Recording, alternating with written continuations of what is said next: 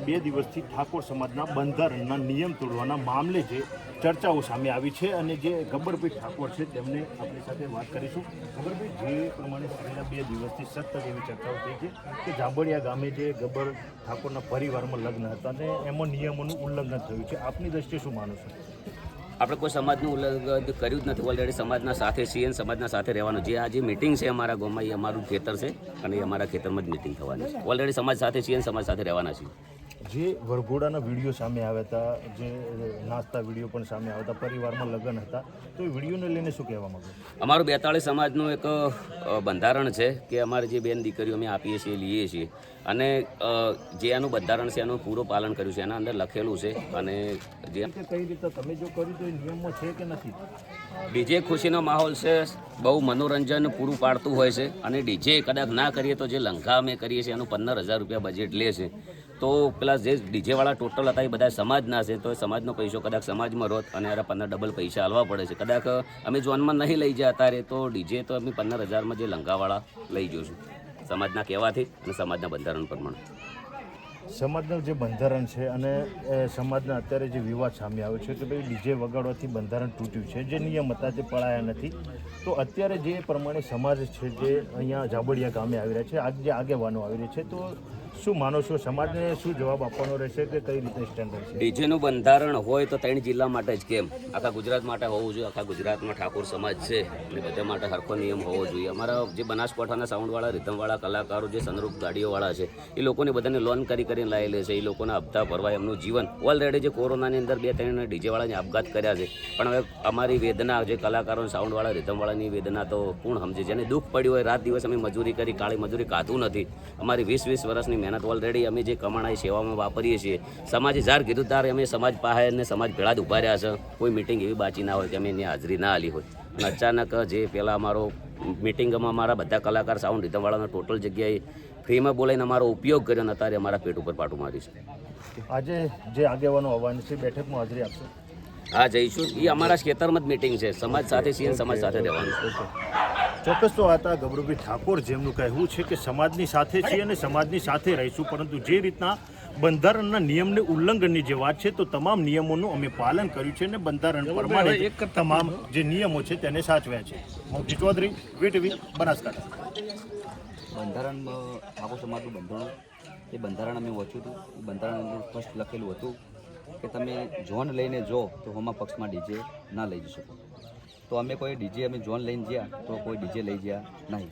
અને જે હોમા પક્ષમાં અમે જોન લઈ ગયા હતા તો 2 જોનો આવી હતી. તો જે હોમા પક્ષમાંથી જોન આવી એમાં 2 ડીજે હતા. એ ગોમ પણ બનાસકાંઠામાં જ છે અને જે જોન આવી એ પણ બનાસકાંઠામાં છે. તો આપણે જે સમાજનું બંધારણ હતું એનું ઉલ્લંઘન કર્યું નથી.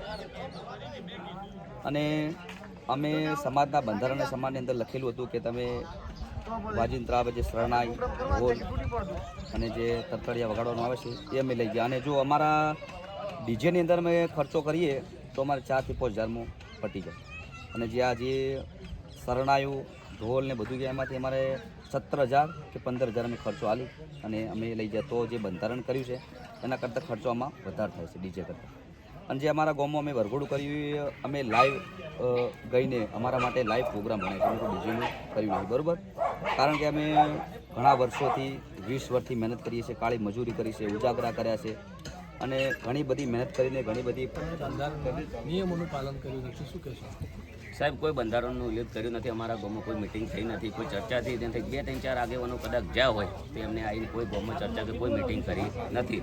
ઓલરેડી લગ્ન હતા, જે ઘર તણી કહે છે કે મારું ગામનું પાલન કરવું છે, પણ કોઈ ગામ ભેળું કરવા જાય પણ કોઈ આવ્યા નથી. અને ઓલરેડી અમારે 42 સમાજની અંદર જે આયોજન કરેલું એમાં અમે પૂરું પાલન કર્યું છે અને અમે સમાજનું કોઈ નિવેદન કર્યું છે.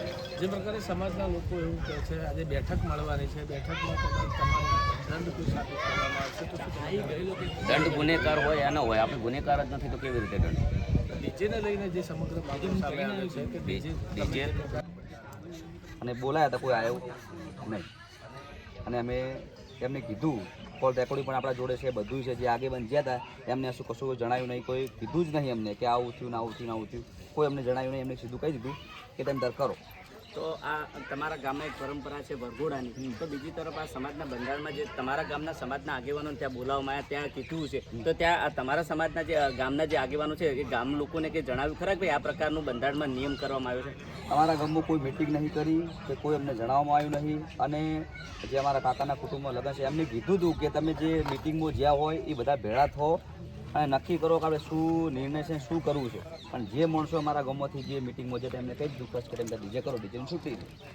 એક સવાલ બીજો છે કે આ કાલની જે મેટર છે આ મેટરમાં એક રેકોર્ડિંગ વાયરલ થયું છે, એમાં એક ગામના આગેવાન એવું કહે છે કે ભાઈ અમે આ જે લગ્ન પ્રસંગ છે, આ લગ્ન પ્રસંગનો જે પરિવાર છે, આ પરિવારના છેલ્લા 10 દિવસ તમે કહેતા હતા કે ભાઈ તમે સમાજના બંધારણના ઉપરવટ જઈ અને આ ડીજે ન કરતા. હા, ઓકે. જે રેકોર્ડિંગ વાયરલ થયું છે એ રેકોર્ડિંગ મેં પણ સાંભળ્યું છે કે ભાઈ સમાજ તો ગયા હતા અને એમણે જ ફોન કરીને અમને કીધું છે કે તમે ડીજે વગાડો. જે ભાઈએ રેકોર્ડિંગ વાયરલ કર્યું છે અમને કીધું કે તમે તારે વગાડો. અને સમાજના જે આગેવાનો છે એમને કહે છે કે અમને સમાજનું બંધારણ તોડ્યું છે, તમે આ કંઈ કરો. એટલે જે માણસ રેકોર્ડિંગ વાયરલ કર્યું છે એ માણસ અમારો વિરોધી છે. અને ગામ હોય તે આપણા વિરોધી હોય અને એવું દુનિયામાં કોઈ માણસ ના હોય કે એને વિરોધ ના હોય. જેને રેકોર્ડિંગ વાયરલ કર્યું છે, જે આના હોમે પક્ષમાં જે વાત કરી છે તેને કોઈ રેકોર્ડિંગ તેમને વાયરલ કરી દીધું નહીં હોય. પર્સનલમાં વાત કરી એ માણસ અમારો હતો અને જેને પણ રેકોર્ડિંગ વાયરલ કર્યું છે એ માણસ અમારો વિરોધી છે. એને અમે ફર્સ્ટ શબ્દમાં કીધું તમે તાર કરો. એક સવાલ છેલ્લો છે કે આ તમામ બાબતને લઈને જ્યારે સમાજના ગ્રુપો ચાલે છે, આ ગ્રુપોમાં કોમેન્ટો છે સમાજ બહાર મૂકવાની, નાત બહાર મૂકવાની, આવનાર સમયમાં સમાજ જે આ બંધારણના લઈને કોઈ નિયમ લેશો તો શું કરશો? એટલે જો આ બધા કહે છે કે સમાજનું બંધારણ તોડ્યું એટલે સમાજ જે સમાજ પ્રેમી છે, અમે પણ સમાજ પ્રેમી છે, સમાજને ખોટું તો લાગવાનું છે. જે જનતા છે કે એવું લાગે કે ગબ્બરભાઈને અર્જુનભાઈએ સમાજનું બંધારણ તોડ્યું છે, જેમ બધા ફેલાવે એટલે જે આપણે ઠાકોર સમાજના આપણે છીએ તો આપણે પોસ્ટ હોઈએ તો ભાઈ ગબ્બરભાઈ અર્જુનભાઈ તોડ્યું છે એમને તો દુઃખો લાગવાનું હોય કે બંધારણ આટલું મોટું કર્યું અમને તોડી નથી. એટલે જે અમારા 10 વિરોધી છે અમે બંધારણ તોડ્યું નહીં, પણ એ છતાં પહેલાં એ 10 લોકોએ અમારો વિરોધ કરીને વિડીયો સોશિયલ મીડિયામાં અપલોડ કર્યા. એટલે એક વિડીયો જોવે એટલે બધા પણ શીખે કે અમને સાચી વાત છે તોડ્યું છે. પણ આપણે જે 16 મુદ્દા હતા એ કમ્પ્લીટ વાંચ્યા અને વાંચીને આપણે એનું ફર્સ્ટ પાલન કર્યું છે. અને સમાજ એમ કહે કે ગાવાનું તમે બંધ કરી દો, તમે બંધ કરી દો, ખરે એમાં રોજગારી અમારો ધંધો છે, અમારું જે બધું ચાલતું હોય ખાવાનું અમારે પૂરું કરજો તો બંધ કરી દેવું બધું. તો આ હતા જે કલાકાર છે અર્જુન ઠાકુર હતા. તેમનું કહેવું છે કે જે જાબડિયા ગામના જે આગેવાનો છે, આગેવાનો સમાજના બંધારણમાં પહોંચ્યા હતા, હાજરી આપી હતી અને તેમના દ્વારા જે મિટિંગમાં ચર્ચા વિચારણા કરવામાં આવી ત્યાં ચર્ચા વિચારણા ગામ લોકો સુધી મૂકવામાં આવી નથી અને આખરે તેમના દ્વારા કહેવામાં આવ્યું છે કે ભાઈ તમે ડીજે વગાડો. ત્યારે સવાલ એટલો છે કે આ જે તમામ બાબત છે આ બાબત કલાકાર કહી રહ્યા છે. જોઈએ આવનાર સમયમાં ઠાકોર સમાજના આગેવાનો દ્વારા આ બંધારણને લઈને શું કાર્યવાહી કરવામાં આવશે તે તો આવનારો સમય બતાવશે. દિનેશ ઠાકુર, નવજીવન ન્યૂઝ, બનાસકાંઠા. બાબા મિત્રો, અમે કોઈ બંધારણ તોડ્યું જ નથી. બંધારણની અંદર ઉલ્લેખ કરેલો કે તમે સામા પક્ષમાં લગ્નમાં ડીજે ના લઈ શકો તો અમે ડીજે લઈ ગયા નથી.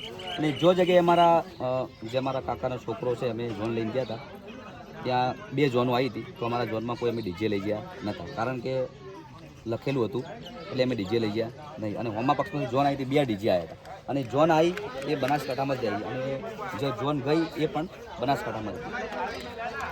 તો સમાજનું બંધારણ બધા માટે હરખું હોય. એકલું બંધારણ ગબ્બર ઠાકોર માટે અને અર્જુન ઠાકોર માટે જ કેમ? હાલ બધી જગ્યાએ અમે ઝોન લઈ ગયા હતા, 10 થી 15 જગ્યાએ ડીજે ચાલુ, લાઈવ પ્રોગ્રામ પણ ચાલુ, આખા ગુજરાતમાં ચાલુ. અને પહેલું તો એ કે 3 જિલ્લામાં જ બંધારણ કેમ? આખા ગુજરાતમાં થવું જોઈએ. આખો ઠાકોર સમાજ બહુ મોટો છે, આખા ગુજરાતમાં સમાજ છે તો બધી જગ્યાએ થવું જોઈએ. અમદાવાદ બાજુના કલોલ બાજુના જે બધી જગ્યાએ આ 3 જિલ્લા છોડીને બધા કલાકારને રોજગારી